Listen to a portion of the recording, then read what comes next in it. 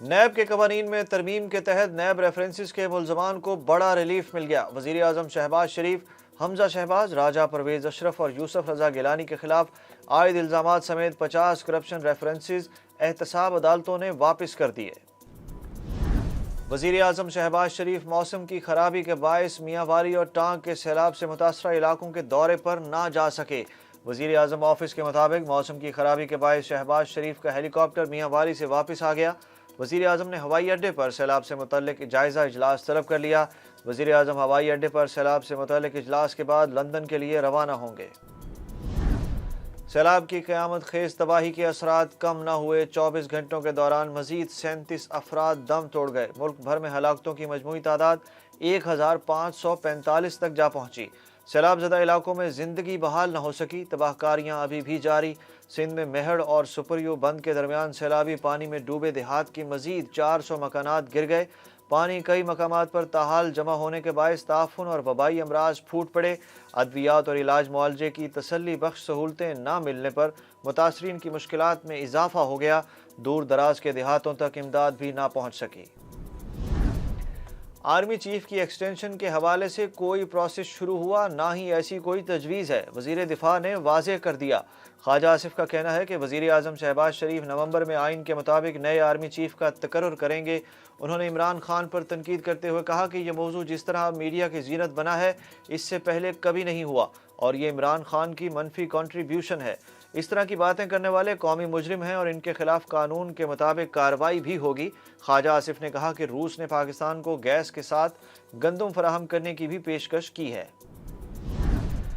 گلگت بلتستان کے سابق چیف جج رانا محمد شمیم اپنے متنازع حلف نامے سے منحرف ہو گئے۔ رانا شمیم نے اسلام آباد ہائی کورٹ میں نیا غیر مشروط معافی نامہ جمع کرا دیا۔ معافی نامے میں کہا گیا کہ بیان حلفی میں غلطی سے ہائی کورٹ کے جج کا نام شامل ہو گیا تھا۔ رانا شمیم نے نئی معافی نامے میں بیان حلفی میں درج الفاظ واپس لے لیے۔ ملک کے مختلف شہروں میں آٹے کی قیمتیں بے قابو، عوام آٹے کے لیے مارے پھرنے پر مجبور۔ کراچی، لاہور، اسلام آباد سمیت ملک بھر میں آٹا مزید مہنگا ہو گیا۔ آٹے کی قیمت 130 روپے کلو تک پہنچ گئی۔ اوپن مارکیٹ میں فی من قیمت 3700 روپے تک جا پہنچی۔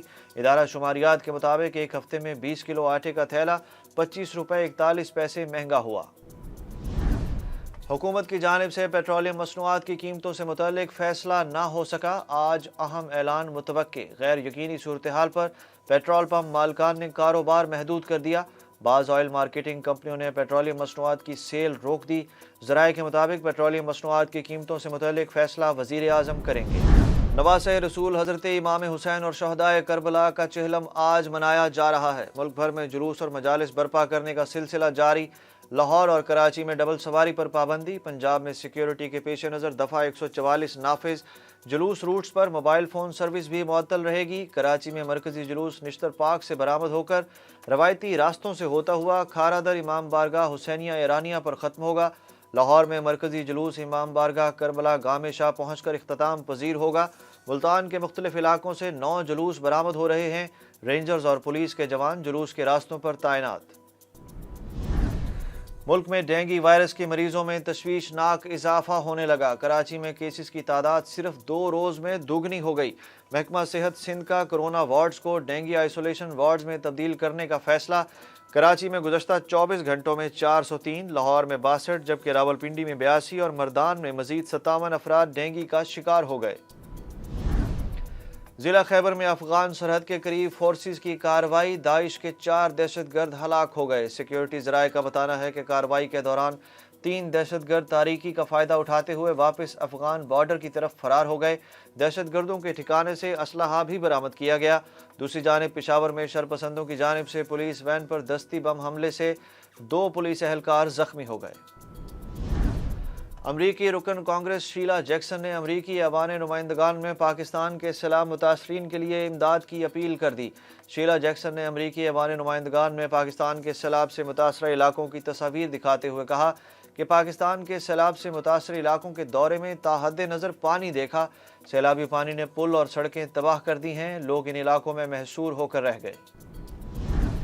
انگلینڈ کے ساتھ ہوم سیریز کے لیے میزبان اسکواڈ کراچی پہنچ گیا۔ آج شام پاکستان ٹیم نیشنل اسٹیڈیم میں پریکٹس سیشن کرے گی۔